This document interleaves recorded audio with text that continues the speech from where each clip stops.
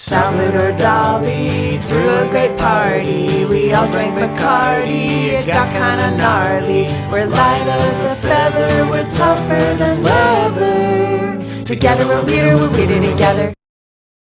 Weirder Together podcast.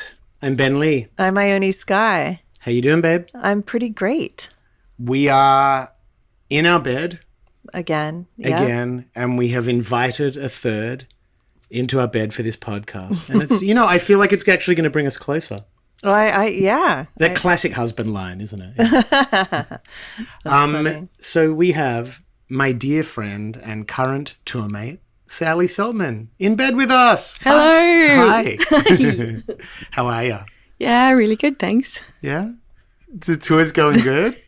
Yeah, the tour is good and fun, and I'm loving it. Yeah. Let me straighten this. I feel like I don't want you to have a wonky donkey. That's a song your daughter introduced me to. My daughter? Yeah. Oh, yeah. Judy always had, Yeah. was it Slim Dusty? Oh, I don't think it was, but it sounded like it was. I feel like there maybe. was a classic Australian country song called Wonky Donkey. Yeah. That Judy got us all into. It came with the book. And, Oh, yeah. So, Have you guys toured? You guys have toured together? so many times. Oh, right. Okay, Let's go through our history, Okay. our tour history. Yeah. So, first tours together were Lust4 and Noise Addict. No, guess what? First tour was me coming to Japan with you. No, that wasn't before Get Fresh on the Weekend. Get fresh on the weekend. Get Fresh on the Weekend was Spitterfigure, her Noise Addict, and Lust4 going to Melbourne. Oh, that's right. And we Wait. played the public bar. Yes. Public bar. And wait, is that the name of the tour? Yeah, Who I think- named it? I think Lara probably That's named it, or- great. Don't But- you love tour names? And I Some of love that them. we had tour T-shirts for 2 small shows in Melbourne. Like, we basically went for the weekend, and we had a proper tour shirt like it was a festival. But I also remember it was absolute chaos on the stage, and Yeah, to why? the point of like, I don't know, I have photos of like us just like trying to rock out, and like everyone just got up on stage and We had a jam at the end. Yeah. I remember, I think it was that tour, we were probably staying in the Cosmopolitan in St Kilda. Oh yes, Remember the Cosmo? Yeah. Have you stayed there recently? No, They've lifted their game. It's had a glow up. okay, But it used to be more like a campsite. Like it was bunk beds in the rooms. oh yeah, Do you remember yeah, that? Yeah, And I remember ending up after the show in a room with like the guys from the Hard-Ons, Kelly from Scream Feeder, who's about to interview you at the Brisbane Writers Festival. Yeah, I'm going to be at the Brisbane Writers Festival, and Griffin Dunn is also going to be there with his book, and she's going to interview me. I want to see a room with the Hard-Ons, Griffin Dunn, and us in the Cosmo in bunk beds smoking weed. All right. Yeah, those rooms are tiny. That's like you're in camp. Yeah, it was it was fun. But what were when did you guys first play Melbourne? I can't remember. I'm listening to you say it, like talking about all this, thinking you have a really amazing memory. Really? And You don't remember that? No, I do remember lots of parts of it, but I can't remember, for example, when we first toured Melbourne. Okay. I do remember other things like Okay. a pillow falling out of a van in Brisbane Whoa. on a tour that we did there. And Tell us more. that What a scandalous tale. It was someone forgot to shut the boot, and it was of the car. Unbelievable. And amateurs. Usually these tour things are like the drummer went missing on a crack bender. Yeah, This is like groupies were stowed away in the bus. You were like, a pillow fell out on the highway. Yeah, someone's pillow. I think it was actually, may have been Lara's pillow. And it was just a massive deal because the person who was the last to close the boot, or what do you call it? Like, what else do you call it? The trunk. We have a Should very have closed- Australian Yeah, slang okay, literate okay. audience on this podcast. Yeah. They should have closed it. It was their job, right? And someone's pillow that they'd brought from home fell out and got lost. Now, when we think about core wounds, like John Lennon, the loss of his mother, some would say that later in his career, doing primal scream therapy, it was this type of early emotional wound that really propelled his artistic exploration. Would you say that the loss of that pillow, is it something you're still grappling with artistically? I just see it visually like a movie, and I guess I think it brings up things for me like just responsibilities and unspoken responsibilities. Like if you are the last person to close the boot, it is your job to like make sure. Well, it's see what I mean? closed. The venom is still there. It still hurts. But if it was a dream, you can analyze it, why that core memory became a core memory. Yeah. As September 11th Virgos, or September 4th here, you Yeah. know, we all We're all understand Virgos. the control freak elements that we all have, the grappling with responsibility and freedom. Being Virgos. Yeah. Yeah. This story brings up a lot. You know, I think we should just, I don't really want to tackle anything else on this episode. I think we should really just unpack this a The little pillow. more. But do you know what else I love about it? A What guitar didn't fall out. An No. amp didn't fall out. A pillow. That's right. The most comforting, you know, soft, gentle thing. One of the few things that could fall out on a highway and probably not be damaged. Yeah. Or hurt anybody. Yeah, that's true. That's you. I You're a do. more generous Now I'm person thinking than about me. Lara, who is our group friend, another amazing musician. I mean, I'm not the amazing. You guys No, are all, no, but you know what I'm don't- saying. don't talk I yourself wonder down. what she used as a pillow that night. I'm thinking Ooh. about. I'm worrying about her 20 years down the Oh, line. wait, did you get the pillow back? No. Pillow. It was pillow, gone. It Did was she gone because we were yell right. at anybody? No, I don't think she yelled at anybody, but it was just she would have been upset, and then I just. Yeah, it became just there's like, you know, instant tension in the van. Yeah, From- these things with the band? symbolize a lot. Yeah. Like And if you're bringing a responsibility, pillow on tour, comfort. surely this was a special pillow. Yeah. Because you don't just And bring any surely- old crummy pillow on tour. Also, surely you needed it because you don't. That's you, true. you Well, or thought you did. Well, yeah. But it was going to I help. don't know if anyone needs the pillow they're Well, bringing with them People while they do. travel. Some Listen. people always travel with their pillow. Well, Yeah. because they think they need it.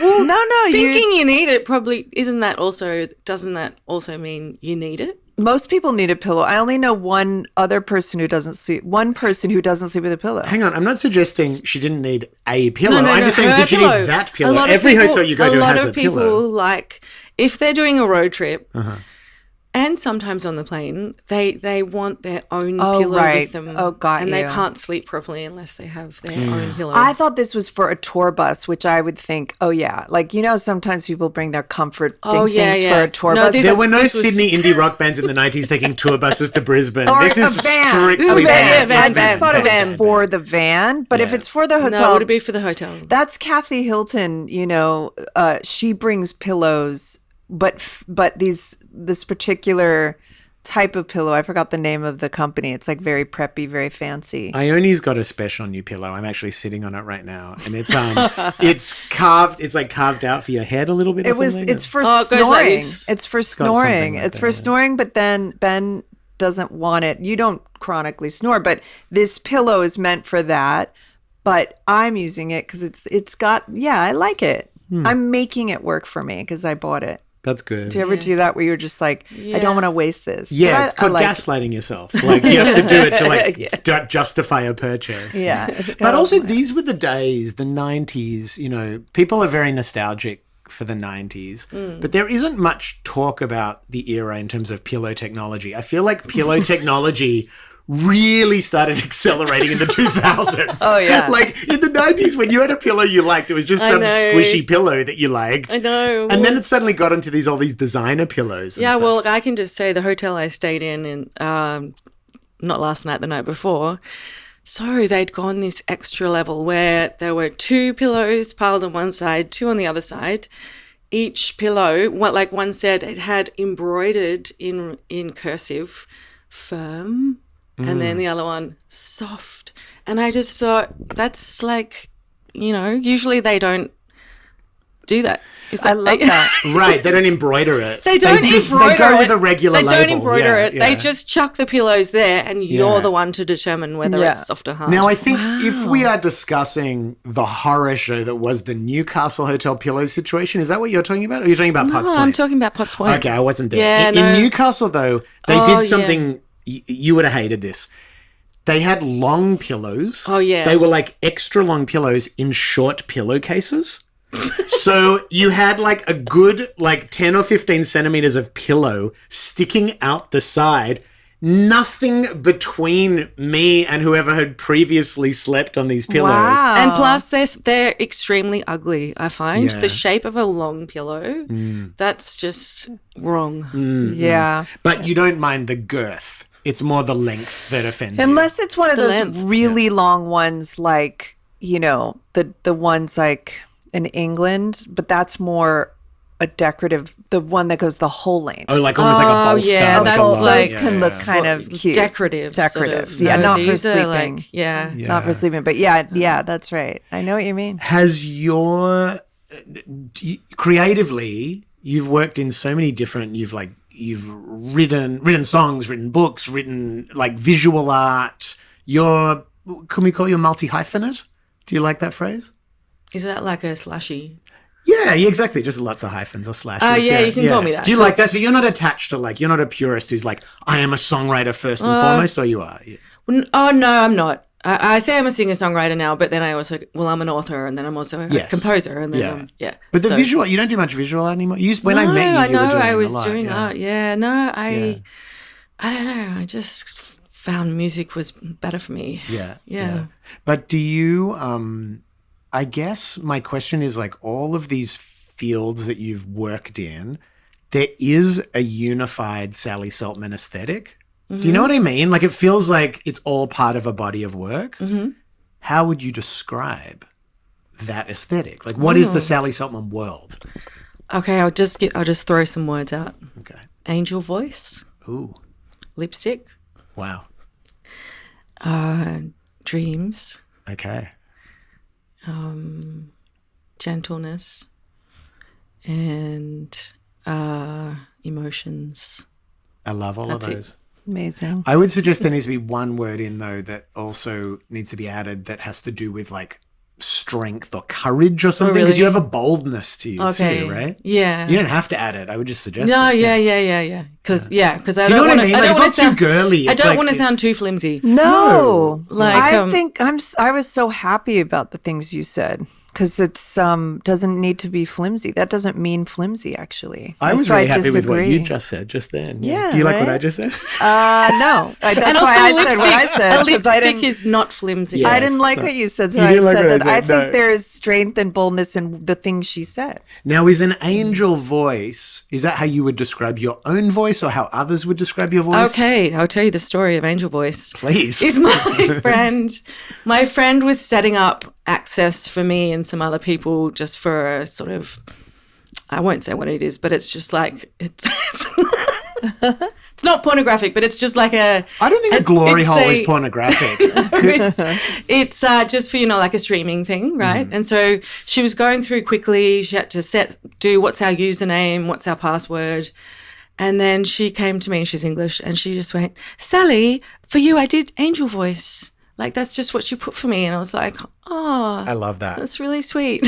I love that. I think one of the cool things about that idea in relation to your art is that sometimes if you use the phrase angel voice, it almost makes me think of like church and like perfection or something. But you have this you've always had a vulnerability to what you do. And I think like it's almost more like you have a thing that's like a lamb. Oh, Do you know what I mean? that is so weird because, okay, once Darren, my husband, and I went to go and look at a house. We were thinking of moving, as we do. Yeah. And there was this, I was like, I didn't want to move. And I was in like just super moody and didn't want to be there. And then there was this painting on the wall and it was of this big wolf. And it was moonlight and darkness and beautiful and golden. And then this tiny little lamb, like laying down. And I went, that's me. That's me. I'm the lamb. And Yeah. Darren's the wolf. But I was like, I don't know, that just brought up that memory. Well, it's like classic biblical symbol of innocence. Yeah. Let's get into this. Not logistics, but the mechanics of having two artists, adventurous people, married, raising a family together. We're in the same boat. Yep. What's that journey been like for you? It's been interesting and exciting, and also sometimes, occasionally, I'll think, "Wow, imagine if." I don't know. I just really often describe me and my husband to people as we're both really emotional and we're both really artistic and we're both really passionate. Divas. There's two divas in the relationship. Yeah, and often in relationships there's the artistic kind of semi-crazy sort of passionate one and then the really steady, calm accountant. But I feel like That's you. You're the steady, calm accountant. I wouldn't want anything else. Like I would never want someone who was just really steady and calm.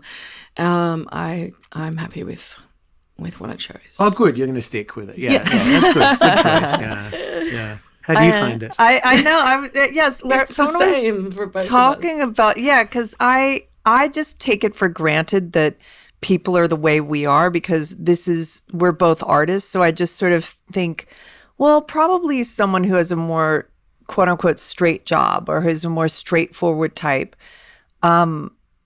Like they're like us too in a way. But then I was thinking, no, that's not true. We do function a little differently. And I guess I just assumed everyone was sort of like us. But then at the end of the day, we are two artists. And I probably wouldn't feel as comfortable with a non-artist. But I never really thought of that. I always thought, oh, no, I could be with anybody really. Although historically, not actors. I've always been interested in musicians. Yeah. Only, it seems. Wow. It's the eternal balance. Yeah, You're doing your part for the yin yang of So- musicians and actors hooking up. Oh, yeah. The actor-musician thing happens. But I guess I thought of myself as like, it just, I was more open. But I really have a type. And I think it's like artist. And short. You like short. I do. The other day I saw this short man walking down the street and I thought this was attractive man. And then I was You like, wolf whistled him, didn't you? Like, in my mind. Yeah. But I was like, wow, that's so funny. Whenever I see a tall man, I'm always kind of like amazed by them. But yeah, you know what? So I am similar because Darren and I were about the same height. And I often see pictures of like a really tall guy and then the girl, and the girl's like this. Oh, it's like in the poster for that Wuthering Heights with Margot Robbie and Right. Jacob Elordi. Is that how you say his name? yeah. Yeah. Controversial. Have you seen it? He's so No, tall. but it's very controversial tall. online. There's a lot of talk about this. Yeah, but movie, anyway, yeah. the poster is Margot Robbie like this. Like Right. trying to look up into his face, which Yeah. is like Right. so I far know, it's away. And weird. I like the same height. I like know. to go like In Yeah, India, yeah, in yeah. India, they're obsessed. Tall is a huge selling point for someone in the singles market. If you're getting like introduced to someone, they're like, "Well, what's he like? Oh, he's funny. He's rich. He's very tall." Tall Like, is it's big huge. all over. Wow. People love tall. Do you think when you think of the traditional like construction workers and Yeah. stuff like hooting and hollering, do you Yeah. think if you were able to run the data, tall women are getting catcalled more? no. No, it's not. So men don't care as much, maybe. No. No, they don't. Some men like it, but mainly men. Some men like petite, I guess. I think a lot of men like petite, yeah. don't they? I like it because your wardrobe automatically doubles. No, because we share clothes a lot. And if you marry someone roughly Yeah, your we do as size, well. Yeah, Yeah, you we share can share. clothes. Yeah. It's Yeah. amazing. Yeah. It's pretty good. And then when your kids hit a certain point, if they've, got the same genetics, they're roughly going to be similar. That triple. that's the happened thing. to us. It's yeah. a fashion investment in the future having a baby. No one talks about that. Everyone talks about the cost of having children. No one talks about the money you save. Yes. Except I'm trying to have more boundaries. When I grew up, we were our love, like whatever, I don't want to use the word love language. It's kind of cringy, but was like everything that's mine is yours. And then I realized later that that's not everybody's bag. Not everyone feels like, oh, if I lend you something, you can return it like crumpled. So I've tried to go in the other direction of like asking, can I borrow this, and returning it nicely and whatever. Do you guys have good boundaries I in don't your do house? that. I don't do that with you though. No, you can. I'm still forming them with Judy because she has great taste in clothes and we have the same size feet and we can kind of wear each other's clothes a bit. She doesn't really want to wear mine, but I kind of want to wear hers. Right. Anyway, and so I'm sort of saying to her, like, just borrow whatever as like an act of love. And then I was like, you can borrow these earrings, of course. And they were from my sister-in-law, Heidi. Anyway, I go into her room and there's like one on the chest of drawers and just the other one is just nowhere. Damn. So that was me learning. I was like, okay, where's that other earring I told you? They were like really precious earrings. Right. And then she's like, I don't know, blah, blah, blah. And then about She lost it? No. 2 weeks later, she comes in and she goes, Mum. And she had both of them. She goes, I found it. And I was like, oh. Good. Wow. Yeah, Good girl. that's amazing. Yeah, Goldie's pretty good with our stuff. With her stuff, it's a bit all over the place. But with our stuff, she's not. I don't know. Maybe she just hates our things, which is good because I'd be a little worried. Yeah, she likes my T-shirts. Yeah. The whole But family is. You're the T-shirt man. Yeah, I have a little bit of a. It's like I feel like a bit of a victim, but it's also a mark of pride how envied my T-shirts are within the household. Oh. So, I have mixed feelings about it. Like, it's one of those things. Well, Judy thrifted these Adidas black tracksuit pants with the stripe down the side the other day. Classic. She brought them in, and I was like, oh my God, do you really want them? Can I have them? And then Darren was like, Judy, can I borrow you? Oh. They're very cool, and you wear them with docs, like, that's kind of the look. Anyway, so they have just become this like whole household. The pants, they get shared around. Yeah, they just get shared. She's actually letting Darren use them, which I think that's pretty That's nice of her, Yeah, that's a pretty big She wants deal. a cool dad. Well, clothes, I don't know, you've always do you feel like your clothes fit the same mission statement, angel baby voice? What did you say again? Angel Angel baby. Angel baby voice sounds like a fragrance. Yeah, It yeah. smells very sweet. Angel voice, lipstick. Like, fashion is part of your vision. Oh, right? you're really Creatively. fashionable. Yeah, definitely. I think a lot in clothes and outfits, and I don't know. I get a lot of enjoyment out of that, I think, and I also get a lot of anxiety out of it. Yeah. Like if there's a tour coming up, Oh my God. yeah, I'm like, oh my god, and Sure. I wish I could be like other people that the day before they go, oh yeah, that T-shirt. Is that what you're like? No, we've just Depends, started depends, planning, yeah, both of us, yeah. for because we used to not plan ahead and it would cause us a lot of anxiety. We didn't realize for like my book tour, for like things for the Yeah. book tour and your shows and photographs and things. And now we're more strategic, which I think is way better to plan ahead because I'll stress. Yeah. And you never know what mood you're in. Like sometimes you Yeah. effortlessly pull a look together and sometimes forget about it. It's Yeah. just an hour of just pulling your hair out and like, I hate everything. I don't know what to do. So yeah, anyway, I think It's nice when you good. can mix it up and you can Yeah. like have a plan that gives you freedom within that. And you can- so, yeah, like, and you can change like on this that. tour, I'm wearing Yeah, the yeah. same suit every night, but lots of different shirts and ties, and I can Yeah. like play and be spontaneous because that's part of it too. Like I don't want to be totally locked in. Yeah, Like, me I want- neither. Yeah. Some people do. They wear like the a same thing uniform. yeah. You've been watching and listening to those fashion neuroses Yeah. podcasts? Have you? Yeah. I love the- I the love them. Courtney Love one. Oh, yeah, that I was watched, amazing. I really enjoyed that. Who else was good? Have you seen those where the person No. lie down with Bella Oh, Fry? yeah, there's, I like, forgot Kate what it was Moss called. That. and, Yes. Oh, yeah. I think I listened to Kate Moss too. Yeah. Yeah, Kate Yeah, Blanchett. those are great. Wait, who was that? Kate Blanchett. Oh, Kate Blanchett did it. Yeah. Yeah, they're amazing because they really, she uses fashion to then take you down this path of your childhood and your thoughts and your like education or whatever. Like it's beautifully done. Yeah. In a gentle voice. Yeah, she's great. And she's Freud's granddaughter, right? Yeah. Yeah. And that would mean Lucien Freud's Lucien Freud's kid or something. Kid? She Oh, talks daughter. about him a bit in it. wow, amazing.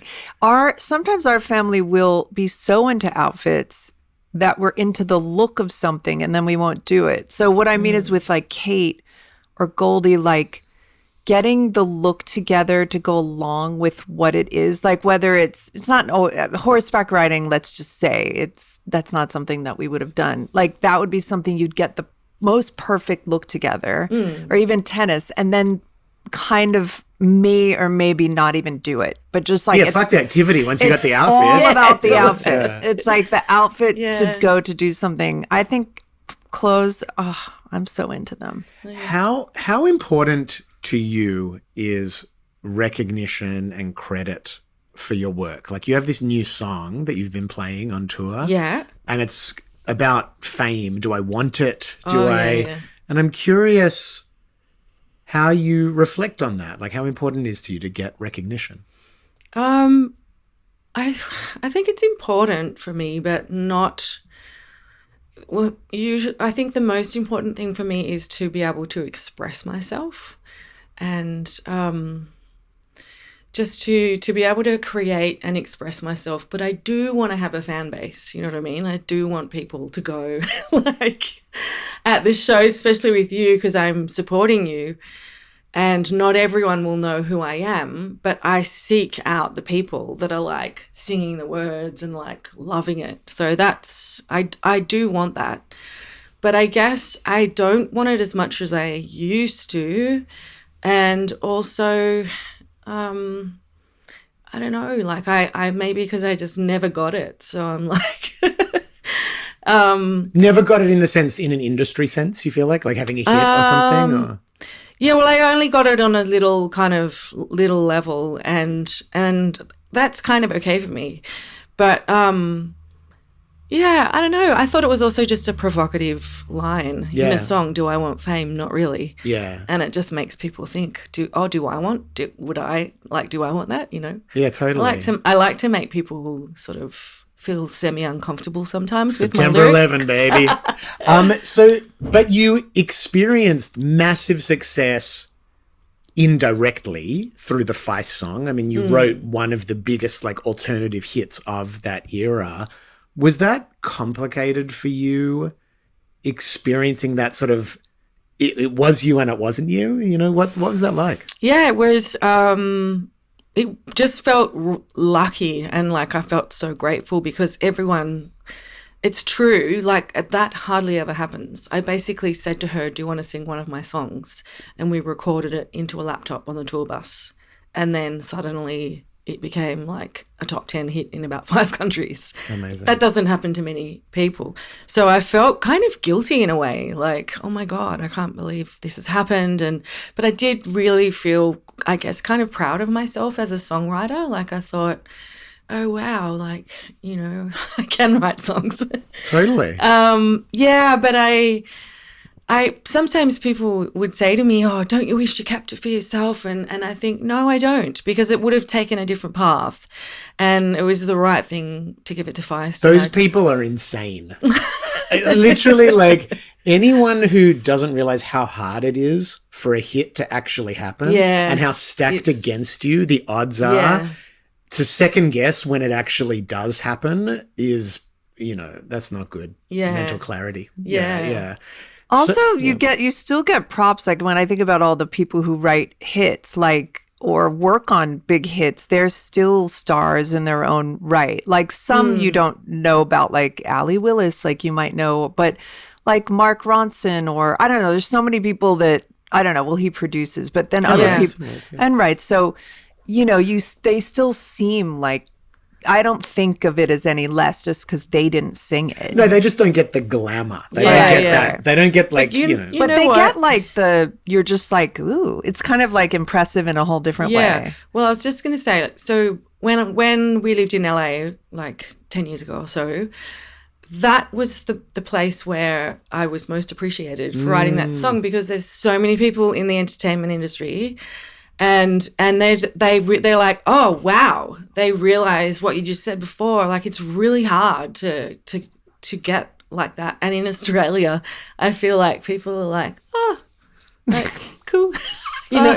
Also in Australia, I mean, people don't. One of the fun things on this tour is bringing you out and doing that song and seeing the excitement that people have. I do think you're going to the recognition is going to happen. It's just you're an artist who works diligently and quietly away at their craft, and that's not always the flashiest thing. You know what I mean? It takes time, I think. But yeah, true. I do think people want to, once they realize the contribution like you've made over the course of decades now, it's impressive. And sometimes it's a cumulative thing of seeing it all and going like, wow, I didn't realize what she's, I mean, you know, Seek a Lover Keeper, like you've done so many things that have been part of culture. Yeah. Oh, thanks. Yeah. True. I loved how you used the word flashy.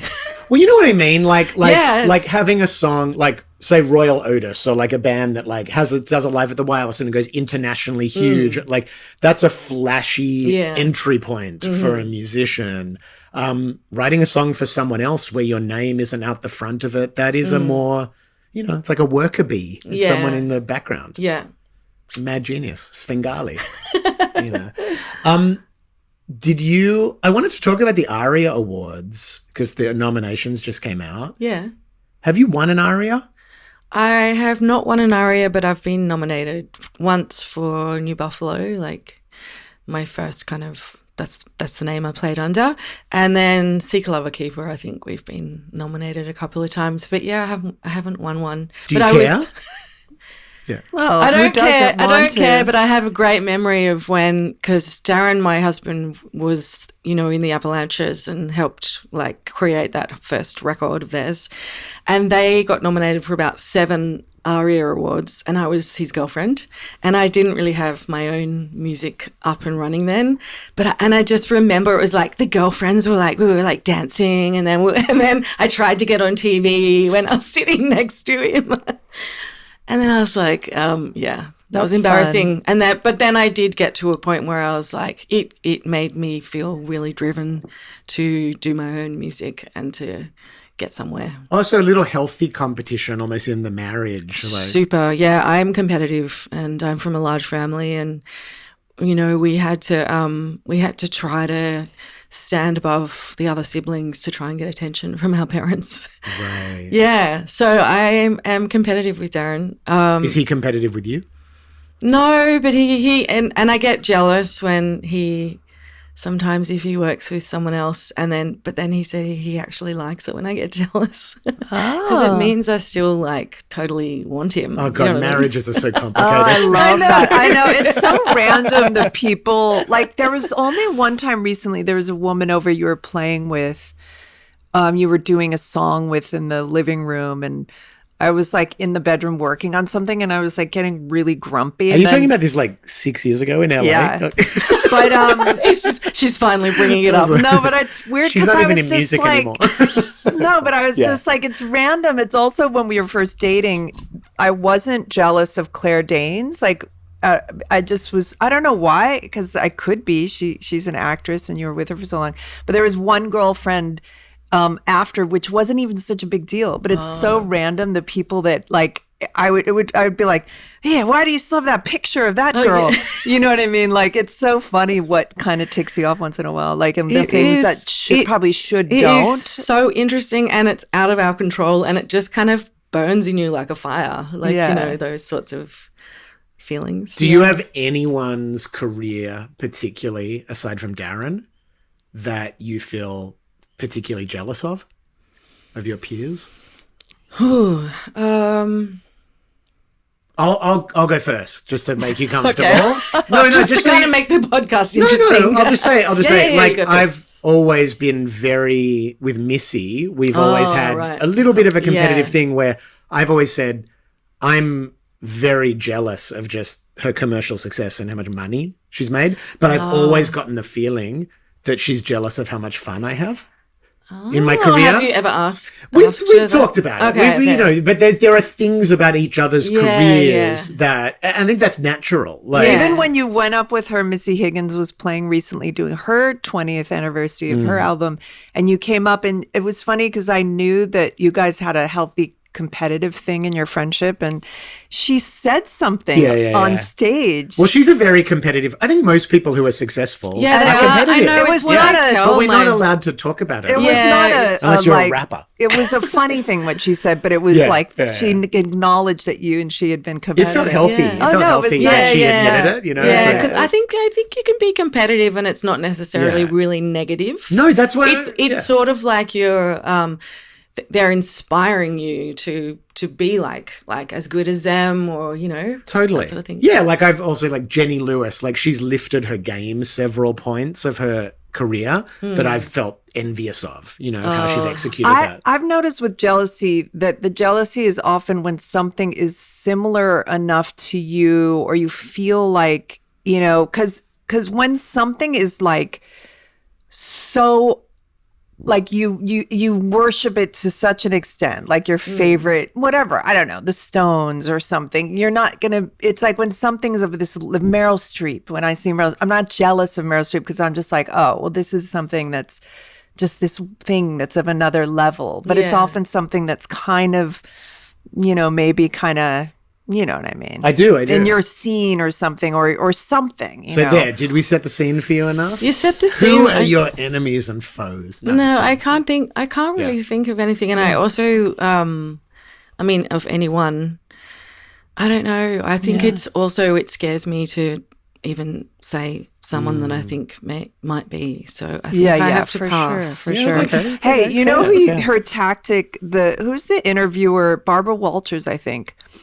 Big, interview, used to get stuff out of people because she would reveal very intimate things and then get the person to, that was her tactic. So we were trying to do that, and it didn't work. Couldn't do it. Couldn't break her. Couldn't break her. Yeah. Strong, too strong. But wait, back to the ARIAS for a second. Oh, yeah. So I don't know what's going on at the ARIAS, but I feel like this year they kind of got it more right than usual. Like, Thelma Plum won for Miss Kanina, Ballpark Music, Mole Rat finally got recognition, and Nina Geraci 8 nominations on an EDM artist's first album they've released, like self-produced, first female produced. Like, I kind of, it gave me hope that the ARIA Awards may claw its way back from sort of irrelevancy in a way, which gives me hope for future years, that it continues in this direction of like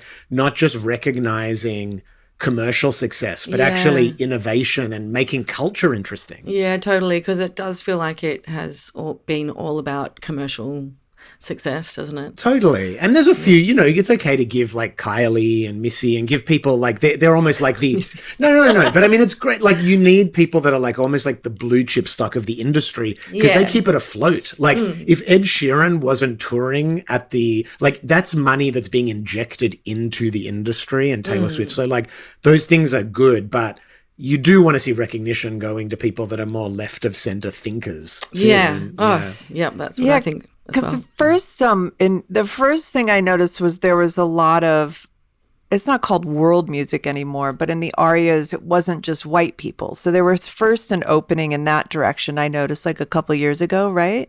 Yeah. Or has it always been that way? No, it's gotten more. They've been more deliberately, they've been opening there was probably a point where it was like all Oz rock.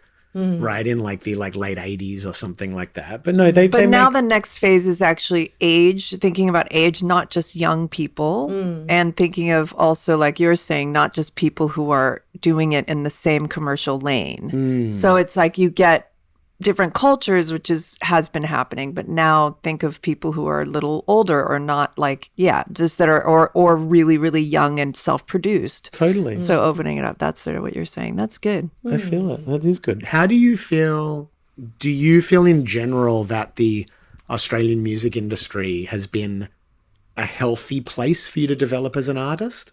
Well, I definitely feel, so I grew up in Sydney, but then I moved to Melbourne when I was 22, and I definitely felt like that was a very healthy place for me to start my New Buffalo project. And there was just heaps of live venues, lots of other musicians, everyone kind of supportive and helping each other. So that was great. And then I came back up to Sydney eventually. I don't know. I feel like, I mean, in terms of things like, like the guys in your band and people that can mix your album here and going and working in someone's studio or going to write a song with like Lenka I did a while ago, I feel like there's a really great group of musicians, and I think it's healthy. Do you? Or? Yeah, I do, but I do think there's been there are limitations in people's thinking and ambitions. Sometimes Have that you is not noticed healthy. in LA, because you worked a lot in LA, what the differences are with where, in the studios, the people, the climate of LA, Yeah, everything felt different there because I felt really, with the people that I worked with in songwriting, I felt like I really had to try to write a really, really successful song that was going to be big. Which never works. I know. I hate to say Recipe for disaster. and also, I don't know. It's so different. But also there's so much money to be made, you know what I mean? Like, because it's just such a huge population. And, I think what else happened is I was choosing to work with people that I just never would choose to work with in Australia. So I was feeling very uncomfortable all the time, thinking I'm trying to write like a big successful song. And then I just kind of ended up coming back to Australia and just thought, I'm an artist and I'm just going to do my art and make my music how I want to make it. So I really felt like I changed after that experience of working a lot over there. But yeah, it's funny because if you reverse engineer these types of things, you could look at, say, 1, 2, 3, 4, or Catch My Disease or Cigarettes Will Kill You. Like, the hits we've been involved in are not textbook hits.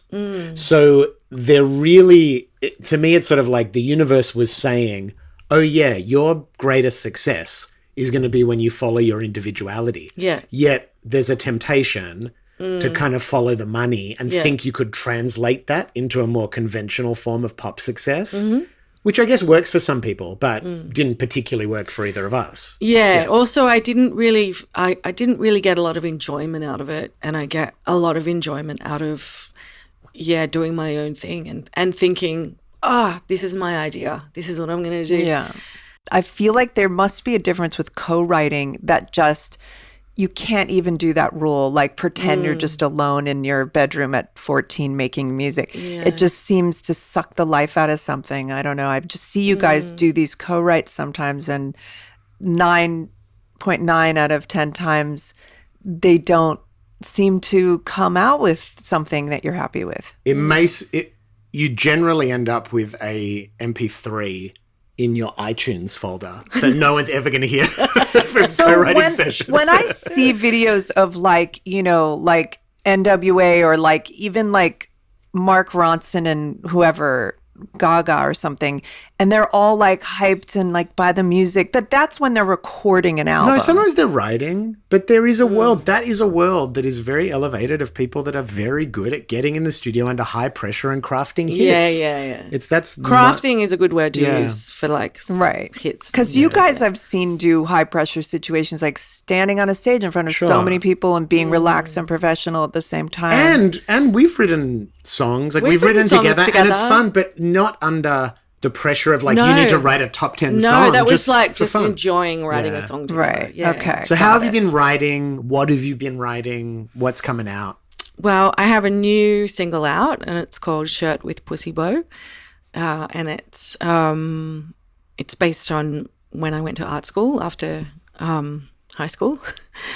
Yeah, and interesting choice. Yeah. Was that before or after the pillow fell out of the van?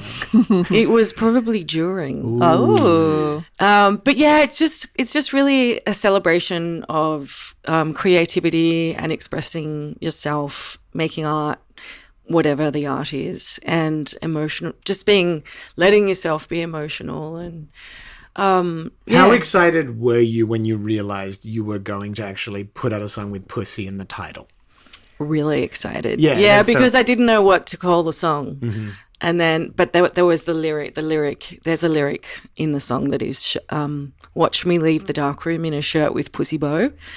And then, so I was like, definitely calling this song Shirt with Pussy Bow. Done. And I also I think some people don't know what it is, like a shirt with a pussy bow, which is, a shirt with a bow that's kind of attached. And I just think it's a beautiful lot of words together and feminine and a little bit sexual and True. And there may or may not be other work coming down the pipeline. You're in that world. You're writing. You're creating. Yeah. There probably will be. Okay. I can't lie. See. Okay. So yeah, get ready for some more. All right. Well, I'm ready. So am I. Sal, thanks for joining us. That's okay. Where Thank can people for having follow you, me. find you? They can find me on Instagram. And I have a website on Threads. Great. Amazing. What is the answer when people ask that? Yeah, well, some people are like, oh, Spotify? TikTok's their main thing, or they just want people to drive know. people to streaming, or, I don't know, whatever. It's like, Well, okay, then streaming. some people are really into Twitter.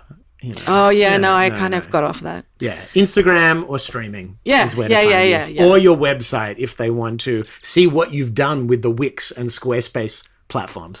See, you Don't could mock me. No, I'm but not mocking you. Ben, honestly, you could have a side job of helping people my age or younger than me do this type of thing because, all the current kind of Do you know lingo. what? I feel like you've been like that for me our whole friendship. You're like, Sal, you should do this. Why don't you do that? And I'm like, You're that's good at really it. helpful. You But are. sometimes, but I'm It also, is it's unsolicited. So I just give Well- I'm doing it less, giving my opinion and often I'll say now, do you want input? Do you want an opinion? Because sometimes people don't want it, But Yeah. I can't help it if I've got an idea. Yeah. Rather share it and be resented Yeah. than not share something that might help someone. Well, you went from just sharing, maybe unsolicited, to overly getting people to join things you were into. fair. To now now you could even go, now you've pulled back so much. I feel like you could, loosen up and share your wise, ideas again. All right. Well, do I have a cult for you? We'll talk after this. All right. Thank you for tuning in. We're Together podcast. Stream Sally Seltman's new song, Shirt with Pussy Bow. Come out to the remaining shows of the Awake is the New Sleep 20th anniversary tour. We've still got Queensland, Victoria, Adelaide, and Melbourne. Fremantle. Victoria. Yeah, Frio show and Torquay. It's just been Castlemaine. beautiful. Yeah, This come show on is out. so good. Yeah, it's been great. It's and been come emotional. see me question and answer in Brisbane. At the Brisbane Writers That'll Festival. be fun. Yeah, I'll put that in the show notes. All right. See you later, beautiful babies. Okay. Together we're weirder together.